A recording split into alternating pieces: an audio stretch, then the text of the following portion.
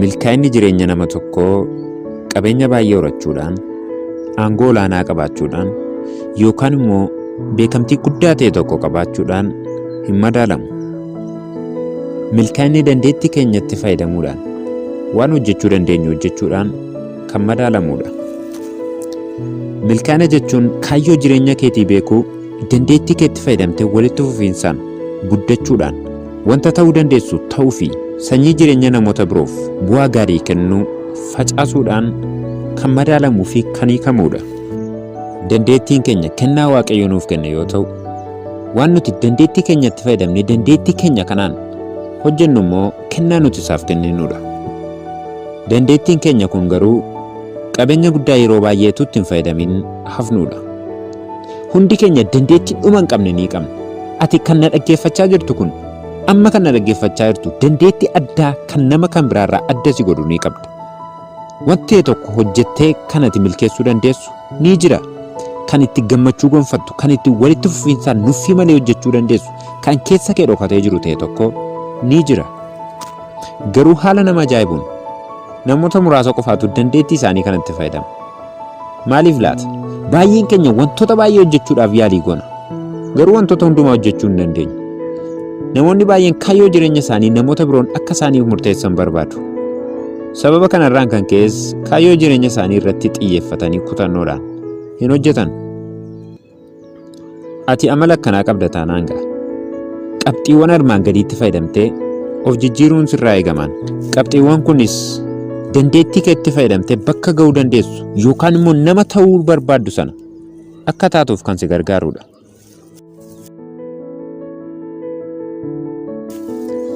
Kaayyoo jireenya keetii raawwachuudhaaf inni jalqabaa galma ijoo ta'e tokko irratti xiyyeeffachuudha. Ati har'a barsiisaa amantii ta'uu dandeessa.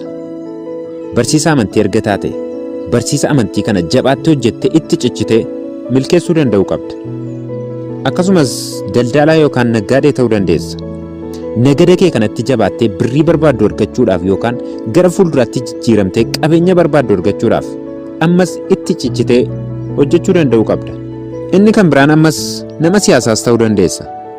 Siyaasa barbaadde, siyaasa jijjiiruu barbaadde sana argamsiisuudhaaf jabaattee hojjettee kaayyoo jireenya keetii fiixaan baasuu danda'uu qabda.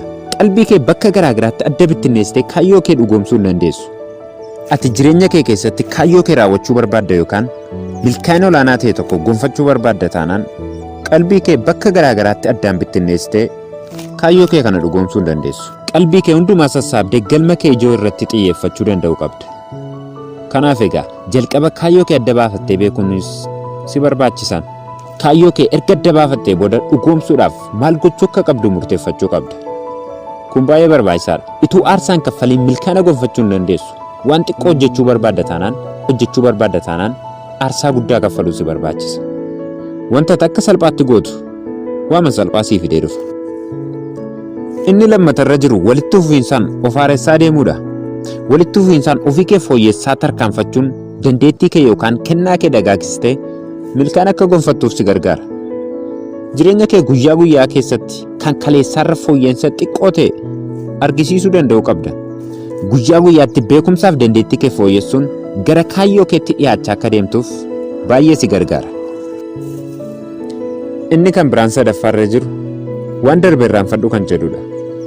Tarii jireenya kee darbee keessatti dogoggorowwan baay'ee dalagdee jirta ta'a yookaan bu'aa bahii baay'ee keessa dabartee as geesse ta'a.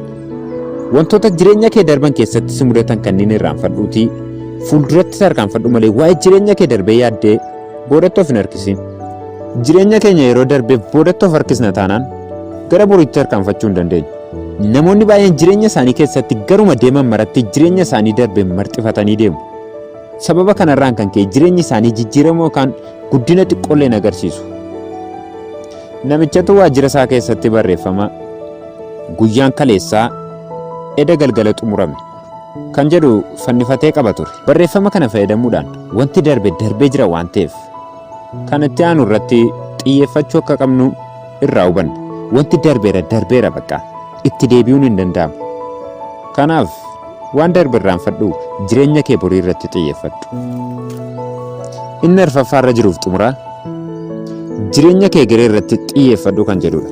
Jireenya kee keessatti waa'ee waan darbee yaaddee boodatti of hin harkisin. Jireenya kee egeree irratti xiyyeeffadhu. Umuriin kee waggaa 8, 18, 40 yookaan 50 ta'es dandeettiin kee keessuma kee jira. Jireenyi kee kanarraa kan borii caalaa fooyya'uu danda'a.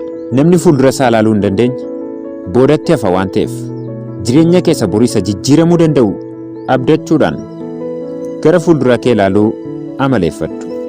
Namni fuuldura isaa ilaaluu hin dandeenye boodatti hafa waan ta'eef jireenya kee egeree irratti xiyyeeffadhuutii abdiidhaan gara fuulduraatti tarkaanfadhuun dhaamsa kooti. Egaa viidiyoon koo guyyaa irraa waan tokko isin barsiiseera yoo ta'e laayikii akka gootan isin jajjabeessa. Yeroo itti aanu viidiyoo isin gargaara jedhee amanu kan biraan qabadhee isiniif dhiyaadhutti. Ciao.